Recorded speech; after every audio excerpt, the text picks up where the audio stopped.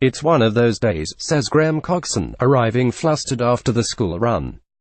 Things aren't improved when the North London restaurant where we've met turns out not to have soy milk. Coxon, 49, has been vegan for 7 months. He turns to his press officer at a neighboring table and asks agitatedly, "Shall we go somewhere else?" Then, checking himself, or am I just being grumpy? He's not eaten anything today, he points out as he scours the menu. He orders water. I don't know if I'm tired because of kids, or tired because of that veganism. He discards his trademark thick-rimmed glasses on the table, rubs his eyes and ruffles his hair, like someone who would much rather be tucking into breakfast in the comfort of his own kitchen than doing an interview. It's difficult to know, but as a machine I'm working a lot better. The food industry is all totally wrong, and anybody who speaks sense about it is overridden by the people who are making the world go round monetarily. The veganism started as a response to his growing disgust with the food industry and agriculture. Just the wastefulness with how society and the world is set up. It's all totally wrong, and anybody who speaks sense about it is overridden by the people who are making the world go round monetarily. His first soundtrack. We're here to discuss Coxon's new album, his first soundtrack for the Netflix series The End of the King World, about a pair of teenage outsiders. It's a brilliant collection of songs, as evocative as the soundtrack to the indie film Juno, or Badly Drawn Boys about a boy, and its influences span Scott Walker, late 1950s female vocalists, Americana, post-punk arty stuff, and early 1990s lo-fi. It was a learning curve for Coxon, but he found himself tapping into the way that he's worked with Blur. After the meeting I immediately started making some tracks which were all totally wrong. In the end I treated the characters and the scenes like I would have treated a songwriter, trying to glean from reaction what I should be interpreting. That's what I've done with Damon Albarn for years. I have to try and get as much information out of the melody or the odd lyric that he had, then figure out the emotional drive of the song and do the guitar work that would suit it.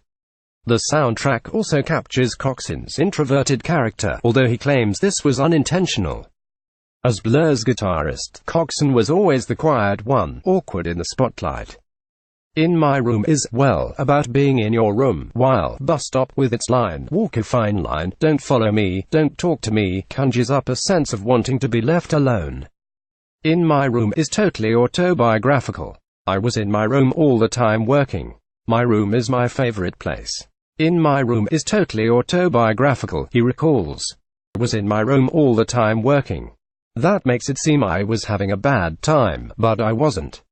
I was having a great time. He laughs. In fact, My Room is my favorite place. In 2015, Blur made a terrific comeback, returning to the top of the chart with the first album in 12 years, The Magic Whip. Coxon was instrumental in making the album happen. He spent tons of time working on it with Stephen Street, creating the tracks out of the jam sessions, then taking them to Albarn to add the vocals. Graham Coxon, as a machine, I'm working a lot better. Photo by Denham Hewlett, sidelined by Blur by comparison, despite the fact that they're consistently critically acclaimed Coxon solo albums, of which there are now 9 including this latest soundtrack, have little commercial success. The last of his solo albums to trouble the top 20 was 2004's Happiness in Magazines. He points out that there's another album waiting for a release. It was recorded around the same time as his last solo album, A. But with the arrival of The Magic Whip it fell by the wayside. It's just taking its time getting out there. What happened in the past is that I'd record an album and then Blur would do something and then, he laughs awkwardly. I just felt like my stuff was getting overlooked a lot of the time. I think it's imbued with my whole personality, which isn't particularly extrovert. You know, I just felt like my stuff was getting overlooked a lot of the time. Maybe it wasn't, maybe it was just not that great. I'm just trying to figure out what it is about my stuff, what it is about me, that stops my stuff getting to more people. I think it's imbued with my whole personality, which isn't particularly, extrovert. Perhaps, he adds, people aren't really into songs that are a little bit miserable. If Ed Sheeran sings it, then of course people like it. People like what they're told to like, and people don't care about music enough to make their own minds about what they like, but he feels his introversion has held him back. Possibly, yeah, with Blur, the world premiere of No Distance Left to Run in 2010. Photo Ian Gavin Getty. After the release, Blur went on tour for a year. How did it feel to be back at the top of the charts with them?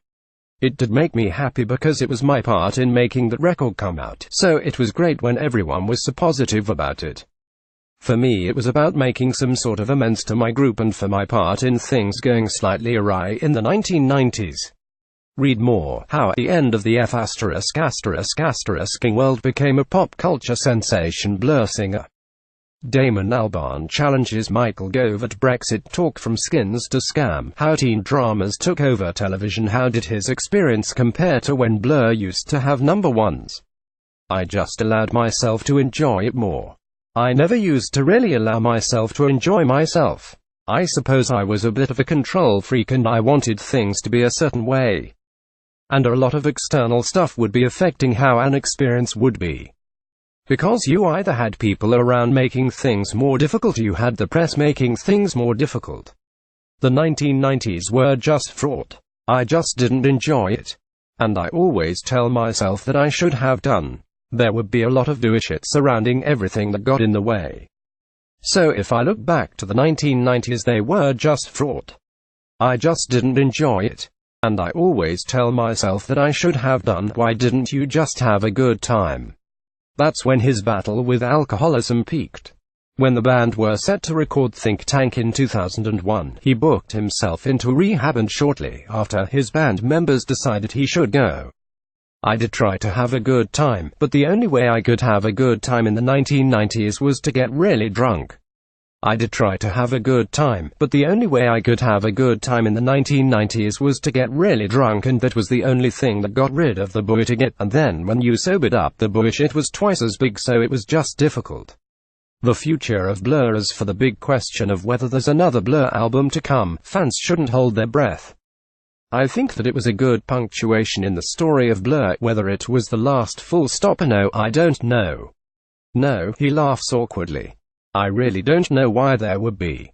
I think that it was a good punctuation in the story of Blur. Whether it was the last full stop, no, I don't know, but at the moment there's certainly no plans to do anything else. He mentions a brief chat he had with Damon the other week over whether they should all go out for some food and catch up. But that's it really, he says, dismissively. It was a very quick, like 20-second conversation. Performing Blur's The Magic Whip album on tour in 2015. Photo, Felipe Lopez, AFP, Getty. Where they used to live near each other in London, now they are all spread out with Alex James on a cheese farm in Oxfordshire. Not everybody is still living with the families who they grew up with. But it doesn't make them any less of a brother or sister. When you get older, it gets more difficult. That's probably why a lot of musicians go really downhill creatively as they get older. Then there's the matter of time.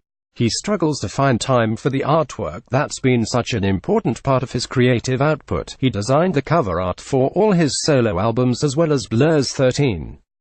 Of course, back in Blur's 1990s heyday, before he had two young daughters with his partner Essie Syed, a photographer and artist, and an older daughter from a previous relationship, the band members had no responsibilities.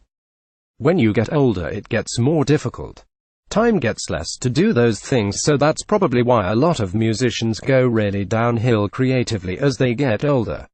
In the spotlight, does he at least feel more comfortable in the spotlight these days? It depends how I'm feeling that day. It depends who I'm talking to, what the situation is, so many things, whether I've eaten anything, whether I've had enough sleep. I'm never going to feel good in that situation. I'm always going to feel awkward. That's just how I am. As we near the end of our meeting, I feel bad that Coxon still hasn't eaten anything, which isn't going to help him to feel less awkward. I guess it was just one of those days.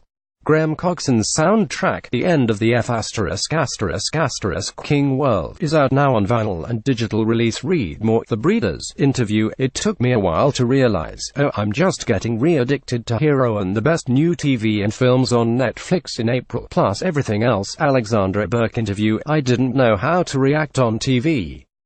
I couldn't do anything right.